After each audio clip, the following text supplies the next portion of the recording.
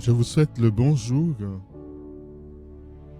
la bienvenue sur notre site et le Verbe s'est fait chair. Bonne écoute.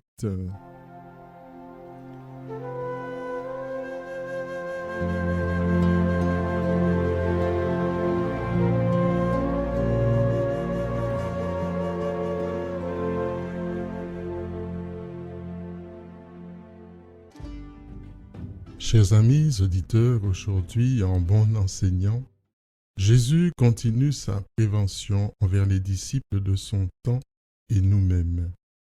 Il s'attaque ce matin à un variant de notre Covid spirituel, le variant des faux prophètes, ou d'après la Bible de Chouraki, des faux inspirés, en disant « Méfiez-vous des faux prophètes qui viennent à vous déguisés en brebis, alors qu'au-dedans, ce sont des loups voraces. » Évangile de Jésus-Christ selon saint Matthieu.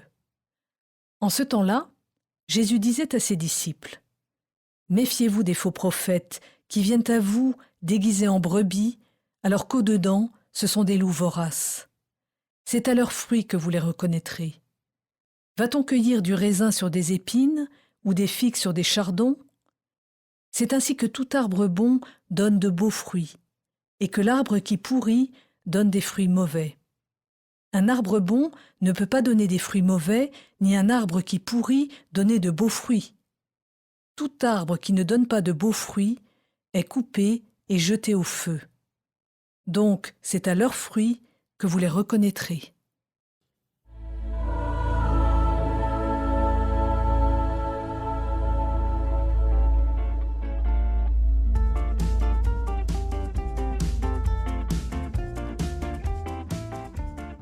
Chers amis auditeurs, sans vouloir fustiger qui que ce soit, car ce drame existe dans toutes les religions ou confessions chrétiennes, je regardais l'autre soir sur C9 un reportage sur les adeptes ultra-conservateurs de la religion des Mormons qui ont pratiquement un État à eux seuls aux États-Unis, État qui interdit la polygamie et qui en même temps garantit qu'elle se perpétue de manière plus ou moins cachée. Le prophète de cette secte actuellement est en prison et un jour il avait donné à son frère une révélation à transmettre à tous ses adeptes dans lesquels il disait qu'il n'était ni prophète et qu'il n'avait reçu aucune révélation quelconque sur leur mode de vie actuel pour lui-même se rétracter une semaine plus tard, disant qu'il avait parlé sous la pression. Tout cela pour vous dire que nous-mêmes, comme chrétiens, cette tentation, est là. Tentation, nous pouvons l'exercer en nous servant de la religion, de la spiritualité, pour exploiter les personnes et en tirer profit. Ce faisant, nous ne sommes plus dans la réponse à l'appel au service de la vie au nom de Dieu que nous avons reçu, mais nous nous laissons à ce moment-là, en tout cas notre cœur devenir au-dedans le lieu des loups voraces. Dès lors, ce qui déborde de nous, c'est la violence, c'est la méchanceté de ces loups. Soyons donc prudents, vigilants, quant à ces loups qui s'approchent de nous habillés en brebis missionnaires, mais aussi soyons prudents envers nous-mêmes afin de ne pas être transformés de brebis missionnaires à loups voraces. En effet, je me rends compte par moi-même au bout de 20 ans de ministère que plus nous nous efforçons et cherchons à faire et à vivre le bien, plus le mal s'acharne sur nous et qu'il nous attache au lieu même de notre blessure fondamentale et nous fait chuter. Et le mal, en tout cas, devient d'une certaine manière notre maître. Chers amis, le mal, dans sa subtilité, peut se cacher en nous sous les lumières du bien, à tel point que si nous ne veillons pas, si nous ne prions pas assez, nous pouvons malencontreusement glisser petit à petit, mais sûrement, vers la voracité du mal. Comme le rappelle saint Pierre, soyez sobres, veillez. Votre parti adverse, le diable, comme un lion rugissant rôde, cherchant qui dévorer. Résistez-lui ferme dans la foi, sachant que c'est le même genre de souffrance que la communauté des frères répandue dans le monde supporte. 1 Pierre 5, versets 8 à 9. Le combat entre la brebis missionnaire et le loup commence donc en chacun et chacune d'entre nous. Il n'épargne personne, nous le voyons au sein même de la cité du Vatican avec ses attaques constantes subies par le Saint-Père dans les rangs même des cardinaux et malheureusement, il nous gagne. Il porte en tout cas le risque de s'étendre aux autres s'il nous gagne. Oui, soyons donc fermes dans la foi. Le même Saint Pierre nous prévient qu'il existe aussi une autre espèce, pardonnez-moi l'expression, de manipulateurs aussi pervers que le premier, qui sont les faux docteurs. Il dira d'eux, beaucoup suivront leur débauche, et la voix de la vérité sera blasphémée. À cause d'eux, par culpabilité, au moyen de la parole trompeuse, ils trafiqueront de vous, eux dont le jugement depuis longtemps n'est pas inactif et dont la perdition ne sommeille pas. 2 Pierre 2, versets 2 et 3. Oui, malheureusement, et je vous en demande pardon car ce sont parfois mes frères et sœurs consacrés, il arrive et les affaires dernières nombreuses nous l'ont révélé au cœur même de grandes figures religieuses de notre époque moderne que des personnes, derrière des vêtements religieux rutilants ou sobres, ne libèrent pas les personnes, mais les aliènent, et cela de bien des manières. Certains n'auront aucun scrupule à avoir des vies de pacha, en totale contradiction avec la pauvreté qu'ils disent servir. D'autres ont abusé sexuellement des personnes, leur faisant miroiter que c'était l'expression de la tendresse, de l'amour de Dieu. Quelle horreur! Enfin, pour ne pas allonger la liste beaucoup trop longue qui nous ferait encore plus de mal, quelques-uns ont exercé leur despotisme sur des personnes en abusant de leur faiblesse morale, mentale, pour les manipuler psychologiquement, spirituellement.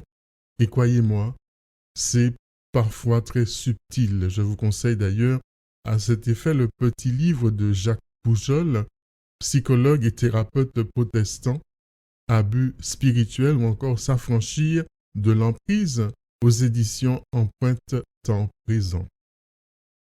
Justement, comment nous prévenir ou nous prémunir de la voracité de ces loups voraces déguisés en brebis missionnaires, voire en pasteurs? La réponse de Jésus est on ne peut plus simple. C'est à leurs fruits que vous les reconnaîtrez.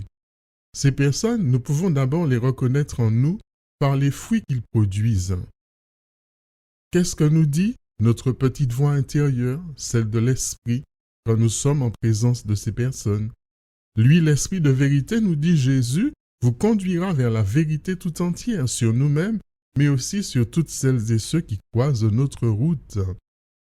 Quand nous sommes en leur présence, même s'il ne faut pas vivre, je dirais, dans le ressenti permanent, juger les personnes sur notre seul ressenti, mais après un discernement profond, quand nous sommes en présence de ces personnes, ressentons-nous un malaise profond, une angoisse, une peur, une culpabilité qui nous étouffe, un sentiment que cela sonne faux, l'impression de disparaître, etc. Il est très important d'apprendre à écouter cette voix en nous de l'esprit qui gémit en des mots ineffables et surtout à y croire et à puiser la force de dire non car cela nous sauvera de bien des problèmes. Soyons donc très vigilants à ce sujet car ces personnes ont la manipulation pour art de vivre et elles savent vous dire ce que vous voulez entendre, vous flatter, vous sourire, vous dire que vous êtes très important, très importante et même qu'ils vous aiment, qu'elles vous aiment, mais hélas, 3 fois hélas.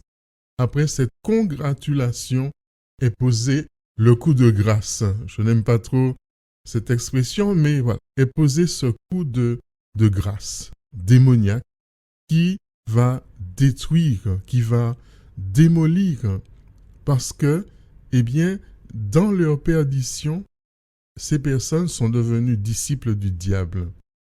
Et que ce soit consciemment ou non, eh bien, elles sont là pour nous entraîner, pour nous écraser, cachées sous les vêtements de la brebis. L'expression est très malheureuse, voire injurieuse et peut-être malvenue en cette période électorale, mais elle traduit bien en créole la triste réalité, chien habillé en moune. Eux, dont la perdition, disait saint Pierre, ne sommeillent pas. Donc, prenons soin de vérifier que ces fruits ne soient pas une atteinte profonde à la vérité, à l'amour, à la liberté en nous, et ainsi mettre en cause notre intégrité, notre propre naissance. Enfin, puisque le mal est très subtil du fait que ces personnes sont disciples de Satan, déguisés en anges de lumière, car n'oublions pas que Lucifer était l'ange le plus lumineux par excellence.